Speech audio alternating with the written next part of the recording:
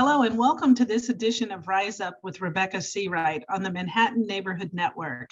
I'm Assemblymember Rebecca Seawright, representing the Upper East Side, Yorkville, and Roosevelt Island in the New York State Legislature. Today we have a very special show for you and a very distinguished special guest that we'll be interviewing.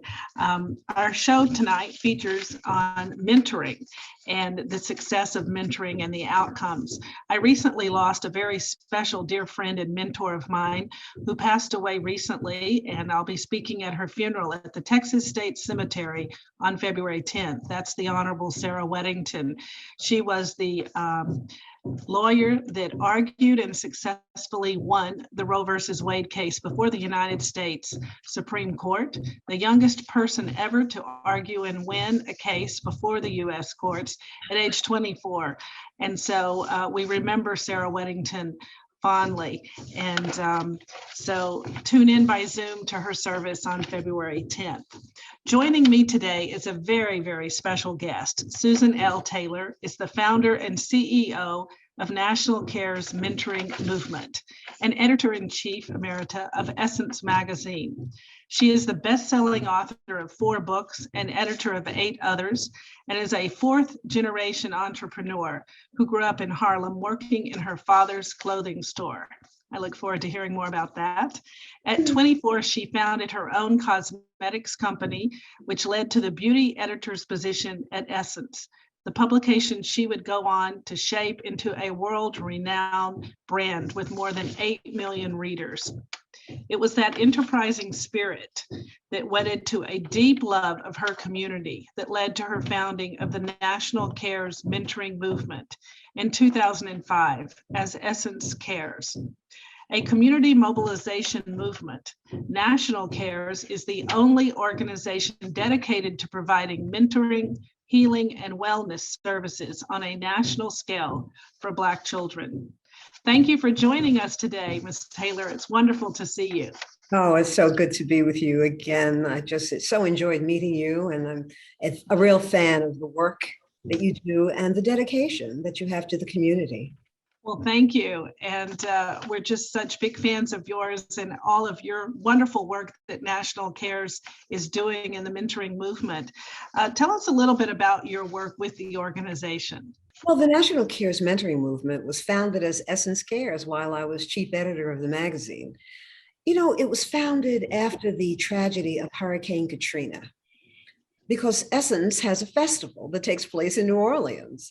And Katrina, what it did, it pulled the covers off of poverty. We hadn't seen poverty in this country. I had not seen hungry, homeless children in this country, maybe homeless, but not hungry. And I think it was just the tragedy of Katrina that made me say to the Essence family, we have to go back into New Orleans and to the festival differently. We have to have a party with a deeper purpose. And that gave birth to Essence Cares, which was a call to the community to get involved in mentoring our most vulnerable African-American children. That was the call to action. And that's when it began in 2006, the year after Katrina. Wow, that is wonderful. And are you seeing with COVID and this pandemic, more kids going hungry and more people out of work and issues that, has there been any special focus of yours since COVID happened? We've all suffered, whether we're children or not. You know, this has been difficult for all of us. For those of us who are able and stable, have roofs over our heads and refrigerators that are filled with food, who have family and supports, resources, it's been difficult for us. For children who are in poverty, it's been horrific because so many of them lost parents. A full quarter of all the young ones, all children whose parents died during this COVID 2 years were Black children, a quarter of them. And so you have children who lost They lost their parents, they lost love, they lost income, they lost shelter. And you find that young ones are now in more than ever in foster care. Some of them are what they call couch surfing, hoping that their friends, families will take them in and allow them to spend a night or two, or their family members will care for them. So it's been devastating. In addition to all of that, they've lost school time, the social interactions that help them to grow and feel good about themselves. And it's very, very difficult, very difficult.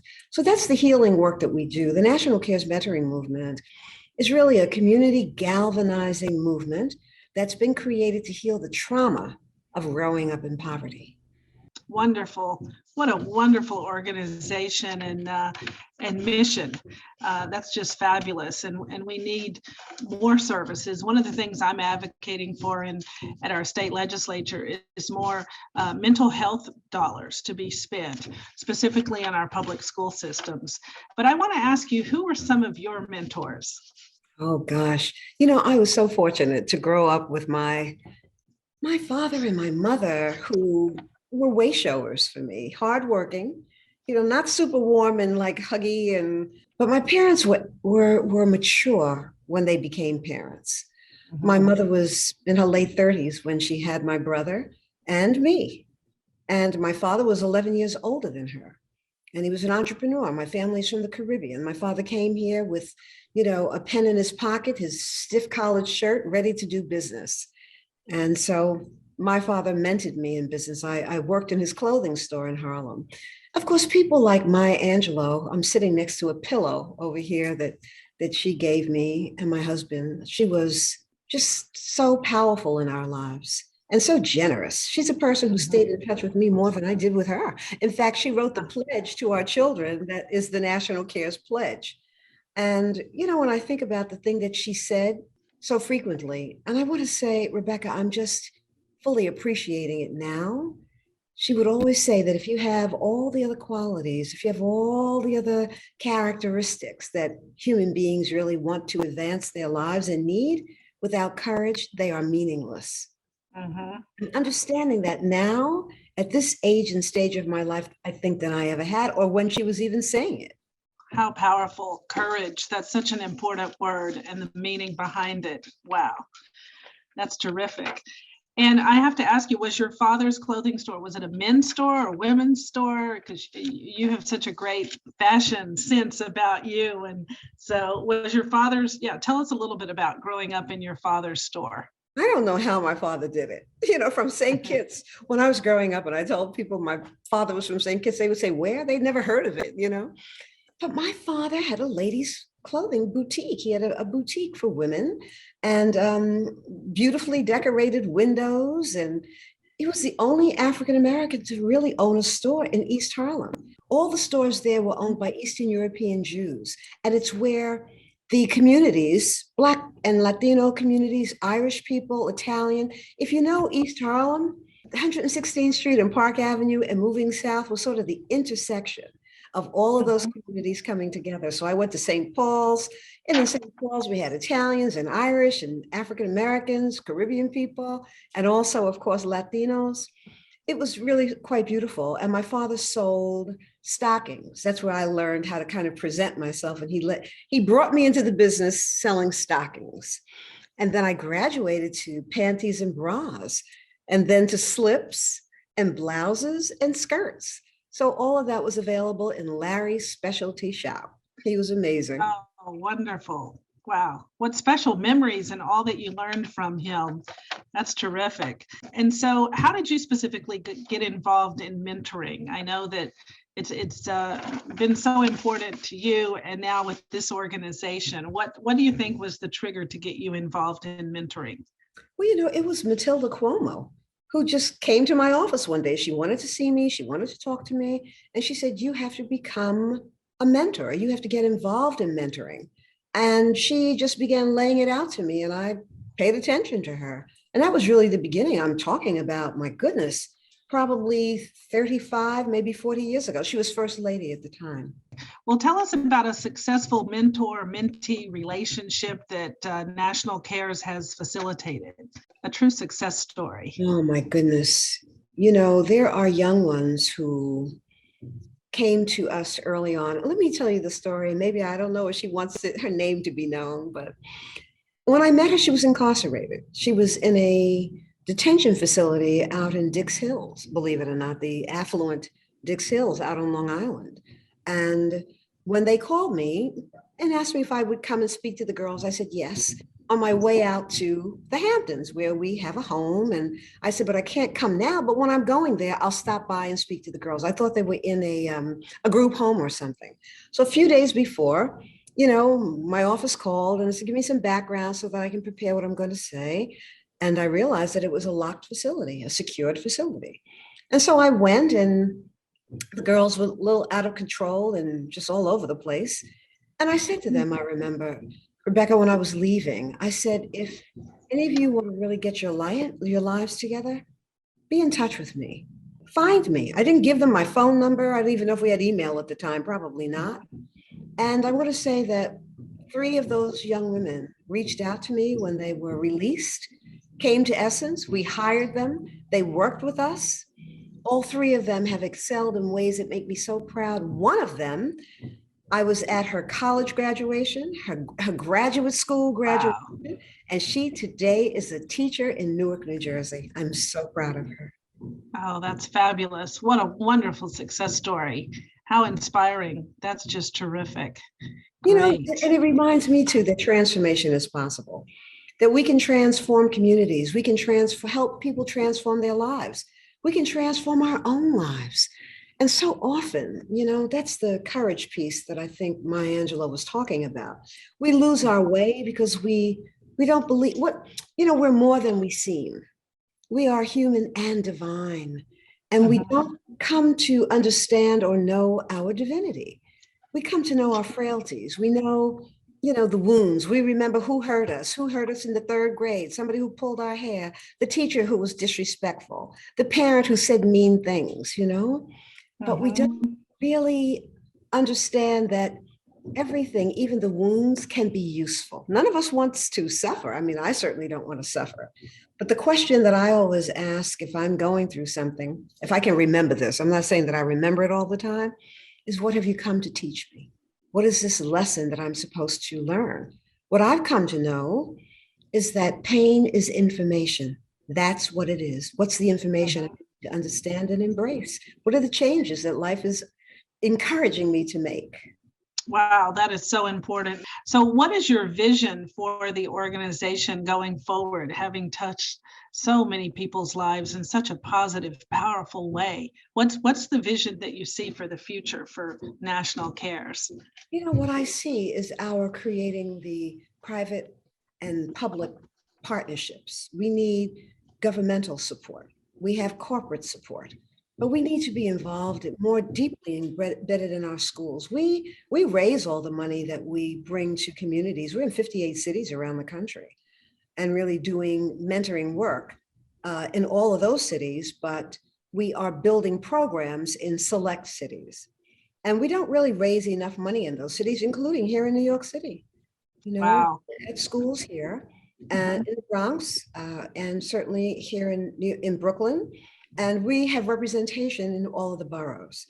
And the next real level for us is really fastening the relationships with city council members like you, who've been so supportive and honoring of us, and with Albany, and with schools so that we can bring these culturally anchored trainings into schools that help young people who are losing ground shift their consciousness, their beliefs about themselves and what's possible for them. Because very often they're in schools that are struggling, that are under resourced, the teachers are overwhelmed, they're going home to families that are overwhelmed, and they don't see a future very often that is really worth living. What we're seeing Mhm. right now that is really stunning is the spike in Black child suicide. I don't know if you've been seeing, you don't really read much about it. The New York Times did a huge piece on it, but Mhm. 47% there's been a 47% rise in Black male suicide, teenagers, young people, children as young as 5. and a 50 more percent rise among girls. So the children are sad, and it's not just Black children. You know what we're seeing? If you go back a few years ago, it was white male suicide. In fact, in the nation, it was Pacific Islanders, Native Americans, and white males, young white males, who had the highest rates of suicide. But today, children, Black children, the suicide rate has spiked so that it's larger than any of those groups. And we're saying, we have to pay attention to the children. We have to look in their faces. We have to know when they're sad. And we have to, and I say this to everyone who is involved with children, whether they are parents or not, stop criticizing the young. This is what we learned. We took children who had attempted suicide and thank God didn't succeed. We took them to Capitol Hill to present and to share with with lawmakers, with our representatives, what they're going through. And they just said, we would tell you the truth if you would stop criticizing us.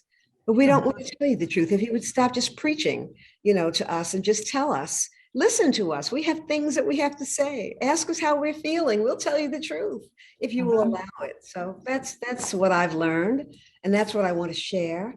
And what does it say about us if we've created a society in which children who should be the inheritors of all the gifts and goods that America, the wealthiest country in the world, has to offer, are saying that they don't want to live. It's really a time to look in the mirror and see what we need to be doing differently. Right. And in 1999, you became the first Black woman to receive the Henry Johnson Fisher Award from Magazine Publishers of America, one of the industry's top honors. And you've frequently used your position to highlight civic causes and have been called the most influential Black woman in journalism today. So what do you credit your success and your influence to? Well, that power in journalism was when I was the editor-in-chief of Essence magazine. And it had to do with the audience that we built. And my success, it really rests on the staff. The incredible people who surrounded me, who I was able to hire. We worked so closely together in trying to understand the needs of the community and honoring them. And so the community came and the magazine grew in ways that shocked everybody, enough for Time Inc. to want to buy it, and they did. So I get a lot of credit, but I have to give credit where it's due. It's teamwork. It's teamwork that really leads to all of our success. And back to mentoring, you've shared a wonderful story of a mentoring relationship. And other than your father and learning from him in the store, can you say one of your great mentors that our audience might know, or were there just a lot of people that had influence on you as a young child? The nuns in my school, when you go to Catholic school, you just grow up wanting to be a nun. And here was this man named Connie. I grew up in an Irish Catholic congregation. And Connie was a redheaded, blue-eyed Irishman who every Saturday, we met him and he would take us somewhere interesting, to a library, a museum, a place, to a convent, and the nuns would always have food and great cakes and things. He was a mentor. He showed us that, what you give is what you get. And as he aged, the community took care of him. I've been mentored by the work that Oprah Winfrey, has rooted in this nation and around the world, and her generosity of spirit and her wisdom. Writers like Alice Walker and James Baldwin, writers who, have polished their craft and who have just developed the skill so finely that you don't want to close the book. You just keep turning the page. So I think also that it's not only, maybe we wouldn't call them mentors, but we're not only shown a way forward by people who we admire. Sometimes it's people who do hurtful things and who are reprobates and maybe not the kind of person we want to become, but they show us examples of who we don't want to become. And when we can see that and identify it, we can avoid it. We can avoid that behavior. I think about Barbara Jordan and how she talked about, she ran for office twice, and Bella Abzug and didn't win the first time and won the second time, and Bella Abzug and so many famous people in my world of politics, giants in our world that ran for office. And they said it was those lessons that they learned from their failures of, trying at first and not succeeding and picking up and trying again. And that is absolutely wonderful. How is mentoring a cure for poverty? That's our work. What we have to do is create pathways to financial mobility. But what people don't recognize, very often, Councilwoman, is that poverty creates trauma, especially in the world we live in today. I grew up in a Harlem that had all kinds of people. We had doctors and lawyers and folks who were on welfare and everything in between, right? And we know that that's New York City. We've always had people from every economic strata. The difference today is the exposure that social media has allowed people to see what's available to others. And so you question, why is this not available to me? Why in my school do I have, maybe water that's not running, toilets that don't flush? Why am I not learning how to read well enough? These are things we can do. Helping young people and parents, and we have a university for parents in Atlanta, we can help themselves get on pathways to economic mobility. And poverty creates a trauma that has to be healed. Children cannot learn when they're hungry, yet all over the country, we're throwing away food. We can figure this out. I think there's a creative spirit that we all have that needs to be utilized. When we move away from the things that divide us and the competition, I don't know that we can ever really get rid of competition, and maybe we shouldn't, but what we have to get rid of is vitriol and anger and lying and, just trying to put one another down because of political party or race or religion, the things that are really divisive. Healing trauma is the first thing. Children need to Every child in this nation should be well fed and well educated. We can do that. Don't you think? We can do that. Absolutely. Yeah. So I always say, well, what's the plan? We have to begin enough conferences and books and seminars, white papers, presentations all over the place. What's the plan? Let's do it. Let's create a system and a structure that, allows that fosters that elevates that. Absolutely. And, being a member of the legislature, we now have our proposed $216 billion budget for New York State that the governor has just released her draft, and now we'll go to conference, and supporting organizations like yours and helping our children. Like we said earlier, the national pandemic has just really changed the course and caused so much additional hunger and loss of jobs and affordable housing issues. And so I particularly support organizations like yours, National Cares. Where do you recruit your mentors from, or where do you get your mentors for the organization? Everywhere there are able, stable people. That's where we are, at local conferences. We don't recruit at national conferences sometimes, because I speak at a lot of national events, but we want people to go back to their respective cities and get involved in mentoring organizations, whether we have an affiliate there or not. But, in New York City, we recruit people at the social events that take place here. I speak a lot at City Hall. I've done that over the years. And when I'm there, I'm recruiting mentors, and we certainly do it at faith institutions and at sorority and fraternity gatherings, and wherever there are people who are coming together who we know care about community and children. Fabulous. That is absolutely wonderful. I just love so much your mission of helping and mentoring, and it's just really making such an impact and a difference. And so if you had to focus on one single issue as a mentor, and I know it's probably tailored to each child that you're with, but what would you say the most important issue for a mentor is? I think the most important thing in our structure is it's group mentoring. So we're in classrooms with 30 youngsters. In detention centers, we have many more than that. I think the most important thing is affirming young people, and not, as I said earlier, criticizing them. We all make mistakes, but affirming them and letting them, speaking life into them, letting young people know that you are so brilliant. You really are. Maybe there are some behaviors that have to change, and maybe we should be more honest. Young people say that adults never talk about the missteps they made, the things that we might have done.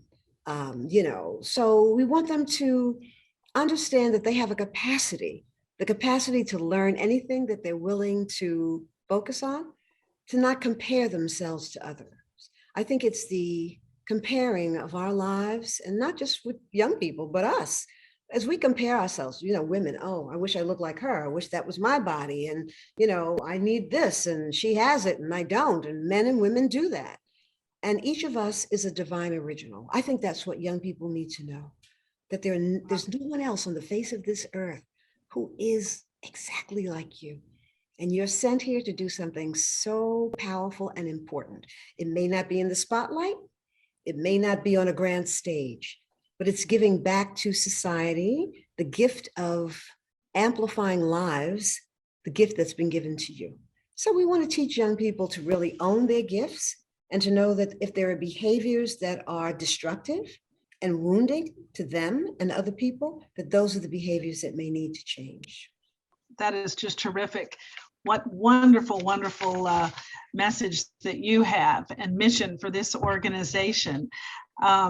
So this has been just such a wonderful, informative discussion. And if our viewers would like to contribute to your organization or have be involved, how could they reach National Cares? Do you have a website or an email that you could put out for our viewers? Absolutely. caresmentoring.org. caresmentoring.org to contribute.